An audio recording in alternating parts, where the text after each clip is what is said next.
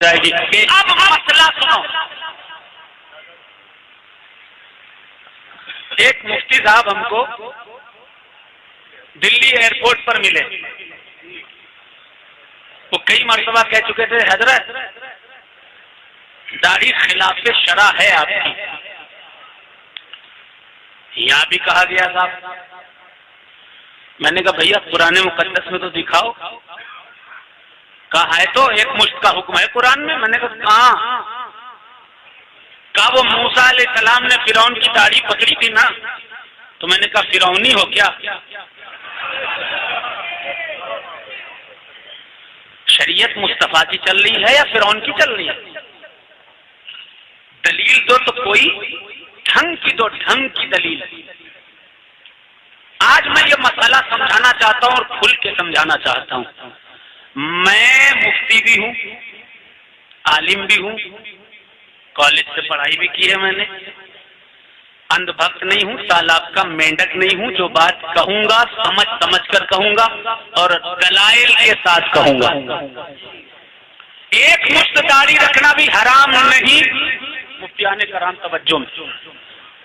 ایک مشت داڑھی رکھنا بھی منع نہیں.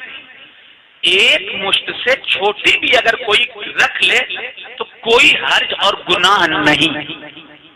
آپ کہو گے کیسے؟ میں کہوں گا قرآن مقدس کی کسی آیت. رد المختار علماء بیٹھے ہیں، ایک کتاب ہے رد المختار ہی کے ذریعے تمام فتاوے جی کتب معتبرہ میں ہے، اس سے تمام فتاوے اخذ کیے جاتے ہیں. اس کتاب میں لکھا ہوا ہے، یہ کہتے ہیں واجب ہے واجب ہے واجب ہے واجب ہے. رد مختار میں لکھا ہوا ہے واجب وہ چیز ہوا کرتی ہے جو قرآن کے نص ضمنی سے ثابت ہو. ہر چیز کو آپ واجب نہیں کہہ سکتے. اس مسئلے کو توجہ سے سنیے گا ورنہ سمجھ میں نہیں آئے گا. واجب کون سی چیز ہوتی ہے؟ جو قرآن کے نص ضمنی سے ثابت ہو. نص ضمنی کیا ہوتی ہے؟ ظن کا مطلب ہوتا ہے گمان. اور علماء فرماتے ہیں کہ جس کے الفاظ قرآن کے جن الفاظ کے معانی میں اختلاف ہو جائے اس چیز کو امام اعظم ابو حنیفہ کے نزدیک واجب مانا گیا ہے. مثال کے طور پر آپ لوگ قربانی کرتے ہیں، قرآن مقدس میں جملہ آیا، قرآن مقدس میں آیت پاک آئی وَصَلِّ لِرَبِّكَ وَانْحَرْ، اے محبوب نماز پڑھیے. ونہر، اب ونہر کے دو معنی ہیں. امام شافعی کے نزدیک وہ معنی ہے سینے پر ہاتھ رکھنا، اور حناف کے نزدیک معنی ہے قربانی کرنا. معنی دو ہو گیا، اس کو نص ضمنی مانا گیا اور امام اعظم نے قربانی کو واجب قرار دے دیا. اور اس طرح سے قرآن میں کوئی اگر چیز ہے تو وہ ہوتی ہے واجب. اور قرآن کے معانی میں، قرآن میں اگر نص ضمنی سے کوئی چیز ثابت ہو وہ ہوتی ہے واجب. اور قرآن مقدس میں اگر وہ الفاظ ہیں جن کے معانی میں کوئی اختلاف نہیں ہے تو وہ ہوا کرتا ہے فرض. ٹھیک ہے، اتنی بات سمجھ میں آ گئی. فرض کیا ہے، واجب کیا ہے. قرآن مقدس کی کسی بھی آیت میں چیلنج کر کے جا رہا ہوں، چیلنج کر کے جا رہا ہوں تمام ان خارجی مولویوں کو جو کوئی نہ کوئی چھوٹی موٹی بات نکال کر کے سادات کرام کی شان میں توہین کرتے ہیں. چیلنج، پہلا چیلنج، پورا مکمل چیلنج، قرآن مقدس کی کسی آیت سے وہ ایک مشت کا حکم ثابت کرتے ہیں.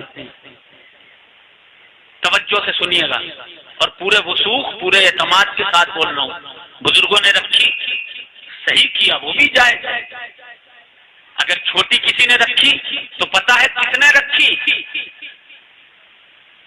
وارث آیات کوثر، فاتح خیبر، داماد پیمبر، جگر گوشہ رسول، حضور مولائے کائنات علی مرتضی کرم اللہ وجہ الکریم کے تعلق سے الکتاب المصنف فی الاحادیث والآثار میں صاف صاف لکھا ہوا ہے سماعت بن یزید رضی اللہ عنہ بیان کرتے ہیں کہ حضرت علی کرم اللہ وجہ الکریم اپنی داڑھی کو چہرے کے قریب سے کاٹا کرتے تھے.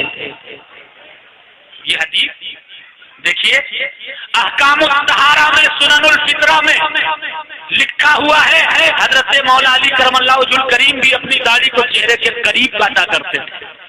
اس کے علاوہ بھی کان علی رضی اللہ عنہ یاخذ من لحیتہ مما یلی وجہہ، حضرت علی چہرے کے قریب اپنی داڑھی کاٹا کرتے تھے. کوئی صحابی بڑی رکھ لیا کرتا تھا، کوئی چھوٹی رکھ لیا کرتا تھا، کیونکہ یہ ایک اہم مسئلہ نہیں تھا. یہ مسئلہ کیا تھا؟ واجب کا حکم، شدت کا حکم سب سے پہلے اگر کسی نے دیا ہے تو وہ ذات حضرت عبدالحق محدث دہلوی رحمۃ اللہ علیہ کی ہے. آپ نے شدت کے ساتھ داڑھی کو رائج کیا. اب وہ زمانہ کیسا تھا، کیا ضرورتیں پڑی، کیوں اس بنیاد پر ایک ملک کا حکم دیا، جبکہ واجب کیا واجب جو کہا جاتا ہے وہ قرآن سے ثابت ہونا چاہیے. اب حدیث کا رخ کرتے ہیں. بور ہو سکتا ہے بور ہو رہے ہو، لیکن توجہ سے میری بات سنیے گا.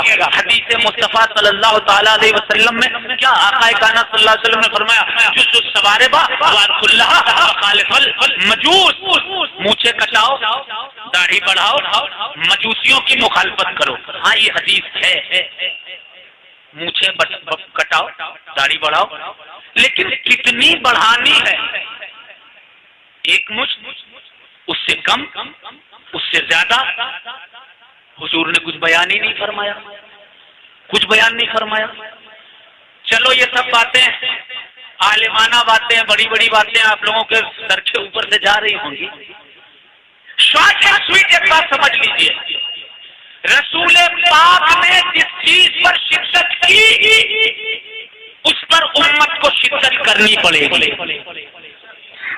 رسول پاک صلی اللہ علیہ وسلم نے جو چیز جائز کی وہ امت کو جائز کرنا پڑے گا. رسول اللہ صلی اللہ علیہ وسلم نے جسے حرام کہا اسے امت کو حرام کہنا پڑے گا. آقا کائنات صلی اللہ تعالیٰ علیہ وسلم نے یا صحابہ کرام نے یا خلفائے راشدین نے یا کسی مولائے کائنات علی مرتضیٰ سے کہا کہ علی تمہاری داڑھی چھوٹی ہے، تم فاسق و فاجر ہو، تمہارے پیچھے نماز نہیں ہوگی؟ اللہ اللہ، جب مولا علی نماز پڑھایا کرتے تھے تمام صحابہ ان کے پیچھے نماز پڑھایا کرتے تھے. مولا علی سے کسی صحابہ نے شدت نہیں کی. اور سنو ایک بات توجہ کے ساتھ، سنت دو قسموں کی ہوا کرتی ہے. پہلی سنت ہے سنن عادیہ، دوسری سنت کا نام ہے سنن الہدا. توجہ سے سنیں، سنن ہدا کیا ہوتی ہے؟ جس سے عوام کو ہدایت ملے، جس سنت سے عوام کو ہدایت ملے. اور سنن عادیہ اس سنت کو کہتے ہیں جو عربوں کی عادت میں شمار تھا. جبہ پہننا حضور کی سنت، ازار پہننا حضور کی سنت، کھجور کھانا حضور کی سنت. انڈیا میں جبہ تھا ہی نہ، جب انڈیا میں جبہ تھا ہی نہیں، آدمی کوئی زندگی بھر جبہ نہیں پہنے، سنت تو ہے آقا کی، کیا وہ فاسق ہو جائے گا؟ سوال. اگر کوئی زندگی بھر کھجور نہ کھائے وہ بھی سنت ہے، کیا وہ فاسق و فاجر ہو جائے گا؟ نہیں. اگر کوئی زندگی بھر پوری عمر اگر کوئی شخص بڑے بال نہ رکھے، بڑے بال بھی حضور نے ایک مرتبہ رکھے، کیا وہ ہو جائے گا؟ سوال ہے ان سے. نہیں ہوگا. کیا آقا نے کبھی کسی پر اس بات پر حد قائم کی کہ اس کی ایک مجھ سے چھوٹی ہے؟ حضور نے کبھی حد قائم کی؟ صحابی نے کبھی حد قائم کی؟ ابو بکر صدیق نے کبھی کسی مسلمان کو مولا کائنات ہی کو پکڑ کر کہا اے علی تمہاری ایک مجھ سے چھوٹی کیوں ہے؟ نہیں کہا. عثمان غنی نے بھی نہیں کہا، عمر فاروق نے بھی نہیں کہا، کیونکہ وہ جانتے تھے کہ ایک مجھ سے کہیں زیادہ اہم انسان کا نمازی ہونا، پرہیزگار ہونا، تقوی والا ہونا، 30 رمضان شریف کے روزے رکھنے والا ہونا، دل میں ایمان ہونا، صحابہ اور اہل بیت کی محبت ہونا، ایمان پر چلنا، یہ زیادہ ضروری ہے بجائے اس سے کہ اس پر شدت کی جائے اور اس کے خلاف بولا جائے. ایک سوال اور، ہدایہ 4 مسلک ہے ہمارے، کتنے ہیں؟ کوئی 5واں نہیں ہے جس کا قبر میں تیسرا سوال ہونے والا ہے. 4 ہیں. امام اعظم ابو حنیفہ کا، امام شافعی کا، امام مالک کا، امام احمد بن حنبل کا، 4 مسئلہ۔ امام اعظم کی کسی کتاب سے اگر ایک مشت کا حکم کوئی دکھا دے، امام اعظم ابو حنیفہ کی بات کر رہا ہوں، یہ نہیں کہ آپ شاگرد لے کر آ جاؤ، یہ ان کے شاگرد ہیں۔ اب میرا شاگرد اگر کوئی ہو کچھ بھی کہہ دے، مجھ سے کیا لینا دینا بھائی؟ میں کیا کہہ رہا ہوں یہ اہمیت رکھتا ہے۔ امام اعظم نے کہیں نہیں لکھا، امام شافعی نے کہیں واجب نہیں لکھا، امام مالک نے کہیں واجب نہیں لکھا، امام اعظم نے کہیں واجب نہیں لکھا، کہیں نہیں لکھا، کسی نے نہیں لکھا۔ کوئی ثابت کر کے دکھائے، دوسرا چیلنج۔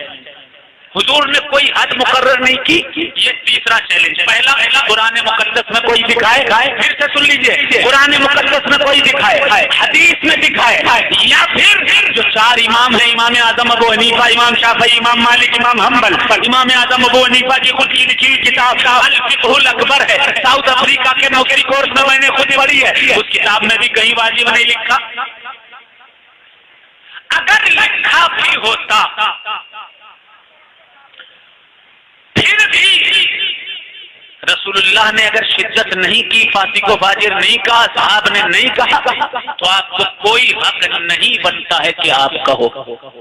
ایک بات اور عرض کر دوں میں پورے وثوق کے ساتھ، وہ بات کیا ہے؟ ایک مشت زیادہ ضروری ہے یا ایمان کا ہونا؟ بولیے بھائی، ایمان کا ہونا۔ اور حضور نے فرمایا اساس الاسلام حبی و حب اہل بیتی، ایمان اسی کا مکمل ہوگا جو سیدوں سے محبت کرتا ہے۔ اچھا، انسان اگر آپ کے نزدیک نماز کا ہونا، نمازی ہونا، روزے دار ہونا، حج والا ہونا، زکات والا ہونا، ایمان والا ہونا، اللہ والا ہونا، درود پڑھنے والا ہونا، نعت پڑھنے والا ہونا، ذکر کرنے والا ہونا، یہ کوئی اہمیت نہیں رکھتا ہے، صرف ایک مشت ہی اہمیت رکھتی ہے۔ تو بھائی آسارام تو آپ کے امام ہونے چاہیے۔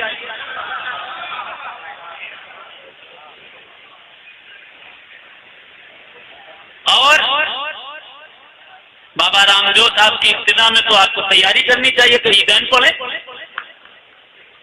اگر نماز، روزہ، حج، زکات یہ سب کوئی اہمیت نہیں رکھتی ہے، آپ کے نزدیک صرف یہی اہمیت رکھتی ہے، تو ان کی بھی تو بہت بڑی بڑی ہے بھائی، جائیے ان کے پیچھے نماز پڑھیے۔ پتا چلا کہ یہ اتنا اہم نہیں ہے جتنا ایمان اہم ہے، جتنا ایمان اہم ہے، جتنا فرائض اہم ہے، جتنے واجبات اہم ہیں۔ آپ کسی چیز کو زبردستی واجب نہیں بنا سکتے، مصطفیٰ نے، خدا نے جس کو واجب بنایا ہے بس وہی واجب اور فرض ہوگا، آپ کے کہنے سے کچھ واجب اور فرض نہیں۔